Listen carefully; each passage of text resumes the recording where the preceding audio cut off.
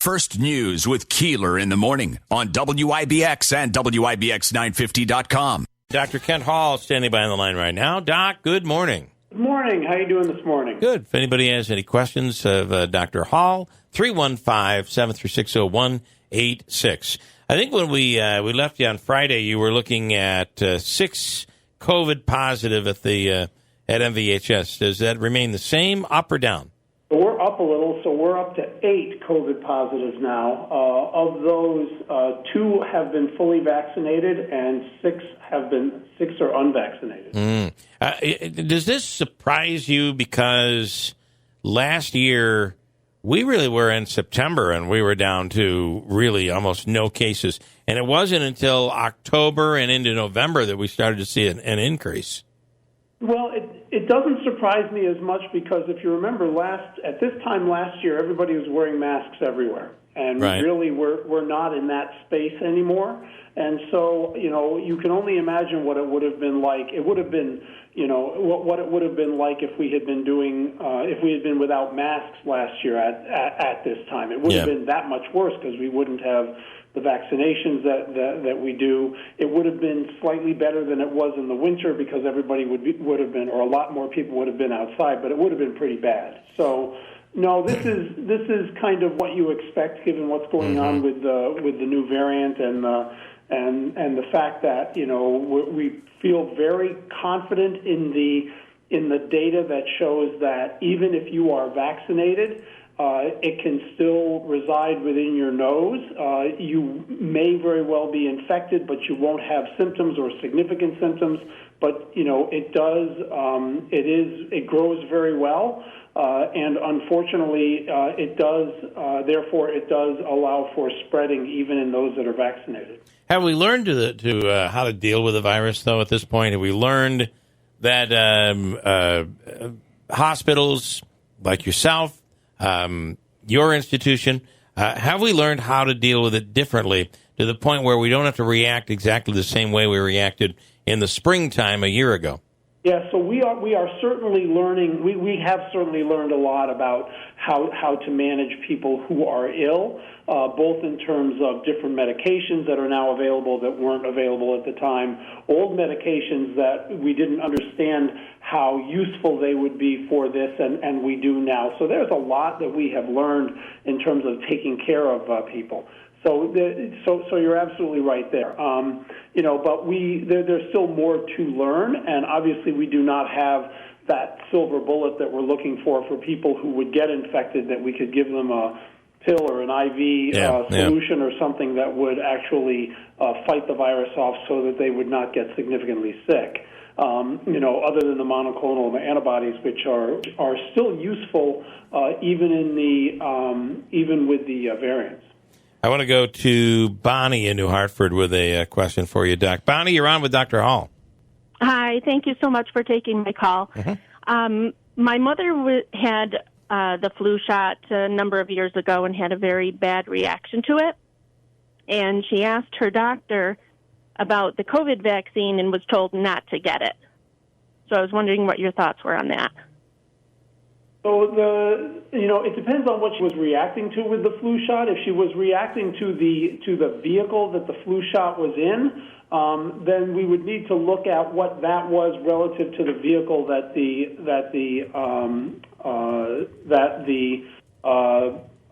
COVID vaccine is in, because then I would say that the doctor is absolutely correct. If, on the other hand, it was a reaction to the native flu injection, which is really done, on an egg-based product, and obviously the messenger RNAs are not that, and that's what she was reacting to, then I would say that, that there isn't any real indication that she would have issues getting the COVID vaccine. Okay. All right. Okay. All right, Bonnie, thank you. I appreciate it. Thank you so much. All right. What do you say to? There are a lot of people out there right now that are thinking this as we speak, that the virus only affects a small amount of people. We've learned that up to this point. We don't need to go overboard and overreact again. Maybe even masks is considered going overboard and overreacting once again. What do you say to people that are definitely saying that right now?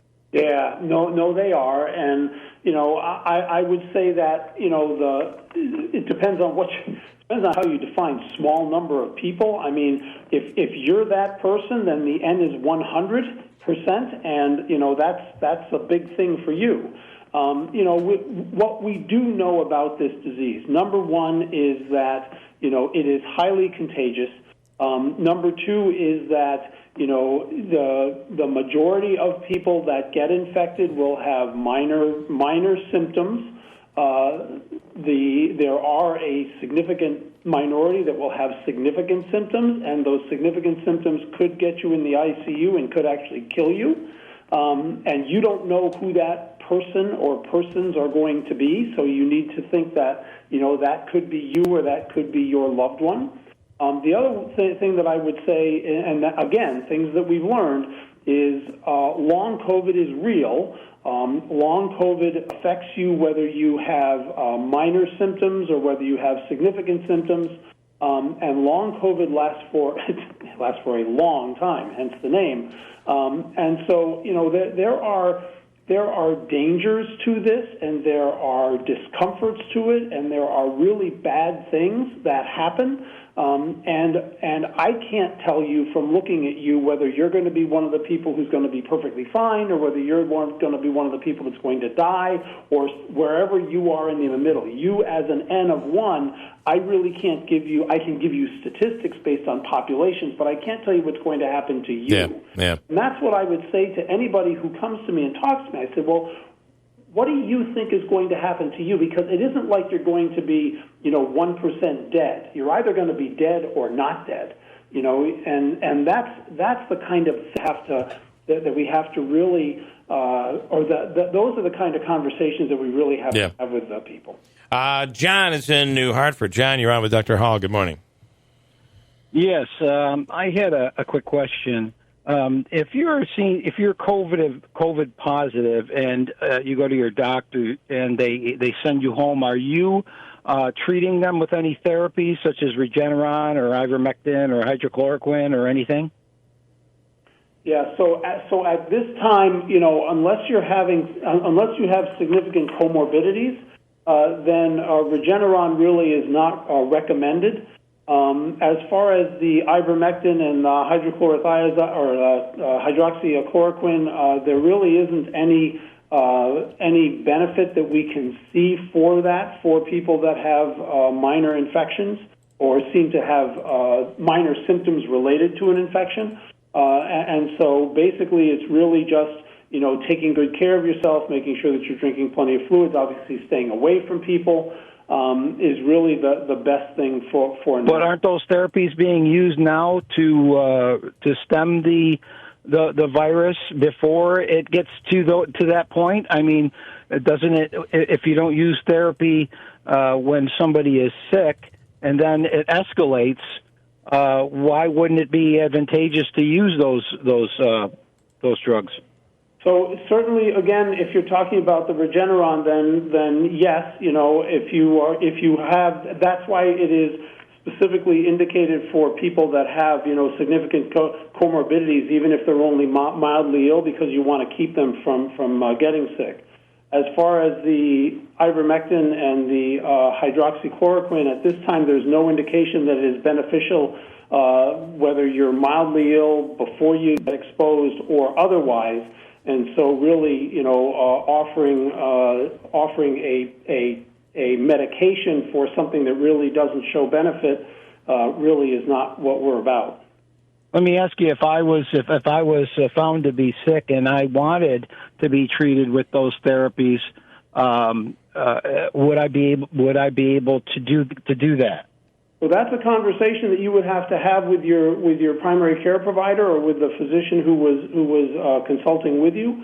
I can tell you that if you're asking me as an emergency doc, if you came into my emergency department, I would explain to you that just as I don't prescribe medications that don't have any benefit, if you had a sprained ankle or something like that, I really would not offer any medications that don't show benefit. And John, just if I could add a little clarification on hydroxychloroquine.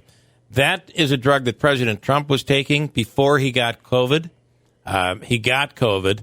Regeneron, a steroid, and some other drugs were used, but I don't believe hydroxychloroquine was used to treat President Trump. No, I think he took it as a therapy prior. He took it as a therapy prior and ended up still getting it. So yeah, but he didn't have the symptoms as long. It was he was out very quickly. But that's debatable. I got to tell you, I think there was more to that story that came out. But anyway, there's your answer from Dr. Hall. Okay, thank you. Thanks, Patty. Because there are new details out that say the president was gravely ill with COVID.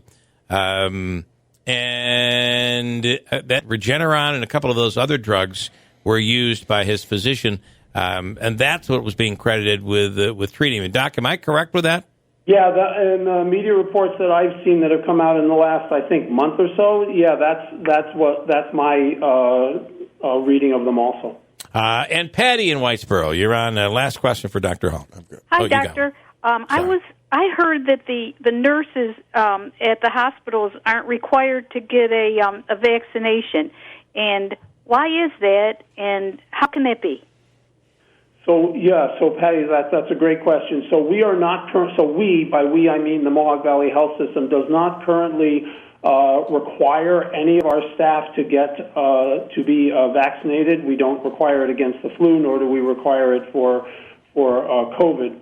That is a decision that we look at on an ongoing basis to make sure that it is still the right decision. But at this point in time, we are not. I will say that we have 70+% of our staff overall have been vaccinated, and a significant percentage of a slightly higher percentage. I don't have the exact number of those that are patient-facing. So nurses, doctors are vaccinated. So we feel like we've done a pretty good job in terms of getting people vaccinated within the health system. All right, Patty, you want to add to that, or you? No, I'm just really surprised. But okay, thank you anyway, Doctor. You're doing a great job. Thank you. All right, Patty. Thank you. Bye-bye. Mary in Ilion. Good morning, Mary. You're on with Dr. Hall. Hi, good morning, Dr. Hall. I was wondering what your opinion would be on if a person has recovered from COVID, they have natural immunity. My understanding was that having recovered and having the antibodies from the natural immunity is equivalent to the immunity you get, or maybe even better, from the vaccine. Is that true? Excuse me. Great question, Mary. So what I would say is that certainly if you have recovered from it, then you do have the immunity. It does seem to last for a fairly long period of time. The immunity does wane over time for the natural infection. However, when you start talking about the variants, if you were infected last year, and you're now exposed to the Delta variant, then that immunity is not nearly as good against the Delta variant. Whereas when you look at the vaccines, the immunity against the Delta variant for the vaccines for you getting significantly ill and ending up in the hospital is much better. Again, another reason why even if you have been natural, it is very important for you to get the vaccine as well. All right, Mary, thank you. Thank you. All right. Thank you. Rick here saying the vaccine is 100% effective. There are breakout infections. Birth control is not 100%. Should we stop using it? Okay, understand the point. Monaski. Roger's asking, and it's kind of follow up to what we just said here. Do you know, is there a percentage, Doc, how likely you are to get the variant if you've been fully vaccinated? I haven't seen data that shows that. I think that we will probably have a better idea of that in the next, I would say, month or so, as the labs that are doing the genomic surveillance are better able to say this is the percentage of people that have the new Delta variant, and oh, by the way, this is the percentage that were vaccinated pre and post. But right now, we're still basically gathering that data. And I keep telling you it's your last one, but this will be the last one because I'm out of time. Linda, you're the last in here in Clinton. Good morning. Good morning. Quick question for Dr. Hall. What is the definite confirmed amount of time that the ADE, antibody-dependent enhancement reaction, can be ruled out for the COVID vaccine? So in general, they are, you're talking usually about 3 to 4 weeks. There have been very, very minor or small numbers that have been thought to be related to the vaccine that have gone beyond that, but really it's about 3 to 4 weeks. All right. Okay, Linda, thank you. Thanks. Have a great day. You're on fire today. I could take more, but we're out of time. Doc will do it again later in the week. Thank you so much. Thank you, everybody. Please be safe. Have a great week. You do the same.